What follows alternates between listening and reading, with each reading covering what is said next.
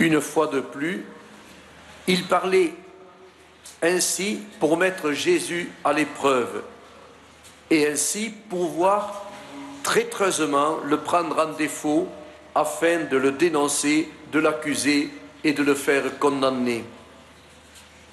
Mais au fait, ne nous arrive-t-il pas d'avoir l'attitude des scribes et des pharisiens face aux autres, d'avoir une attitude de condamnation sévère, sans appel, avec des a priori durs?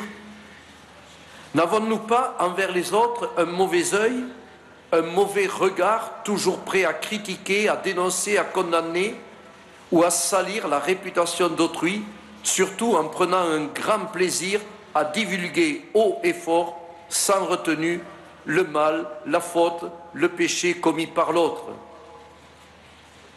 Jésus nous a dit « Ne jugez pas, de la même façon dont vous jugerez les autres, ainsi vous serez jugés. » Le Seigneur nous a donné une langue et une bouche pour bénir, c'est-à-dire pour faire du bien et pour dire du bien, pour souhaiter du bien au prochain, pour avoir un langage sain, un langage chrétien. Pour souhaiter du bien et non pas pour maudire, c'est-à-dire pour dire du mal ou souhaiter du mal ou répéter avec plaisir le mal que font les autres. Commençons par prier pour les personnes que nous aurions tendance à juger, à critiquer, à salir par nos paroles acerbes et nos langues de vipères. Tiens, à ce sujet, je suis étonné par des personnes qui refusent de recevoir le corps du Christ dans la main au moment de la communion. Mais au fait, notre langue serait-elle plus pure et plus propre que nos mains? Notre langue qui critique, qui dit du mal, qui injure? Pensons à ce que nous dit Saint Jacques. La langue est la pire des armes qui fait des dégâts terribles. On amène donc à Jésus cette femme adultère, pécheresse. Peut-être que moi, le premier, j'aurais eu un grand plaisir à lui jeter la première pierre avec rage et frénésie. Moi, qui me juge et qui me voit le plus pur, le plus parfait, le meilleur, meilleur que les autres. Mais Jésus s'étant baissé du doigt, écrivait à terre. Or, par ce geste, que fait-il?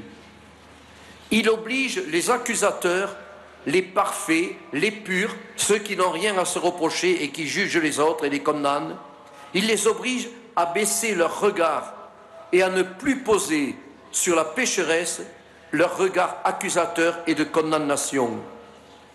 Il les invite et il m'invite à me regarder moi-même. Te crois-tu meilleur que celle que tu veux lapider, lyncher sur la place publique, comme font une certaine catégorie de médias qui prennent plaisir à publier à grand renfort de publicité le mal des autres, leurs péchés, leurs horreurs? Ils sont peut-être meilleurs que les autres. Tu n'as jamais commis le péché, l'adultère dans ton cœur, dans tes regards, dans tes désirs, dans tes envies? Quel type d'image et de film, de revue regardes-tu? Quel regard tu portes sur les autres? N'es-tu pas, toi aussi, adultère envers Dieu que tu as abandonné pour d'autres dieux et idoles? Tu ne pries plus? Tu ne pratiques plus ta foi? Tu ne lis plus la parole de Dieu? N'es-tu pas adultère envers ton prochain pour qui tu n'as plus d'amour et que tu as remplacé par la haine, la jalousie, la calomnie, l'injustice, les médisances, les jugements? Le Seigneur nous fait baisser les yeux sur nous-mêmes, pécheurs, avant de regarder le péché des autres. Rappelons-nous l'histoire de la paille et de la poutre. Lisez Saint Luc, chapitre 6, à partir du verset 39. Que celui qui est sans péché, qui n'a rien à se reprocher devant Dieu et devant les hommes, jette la première pierre, dit Jésus. Non, le Seigneur n'est pas venu condamner le pécheur, quels que soient ses crimes et ses horreurs, mais il est venu condamner le mal et le péché. Pourquoi est-il venu sur la croix? Justement pour les pécheurs, ceux qui sont en prison, ceux qui ont commis les pires choses. Parce que le Seigneur sait que nous sommes blessés par le péché, tous, vous comme moi, et qu'à cause du péché, demain je suis capable des pires choses.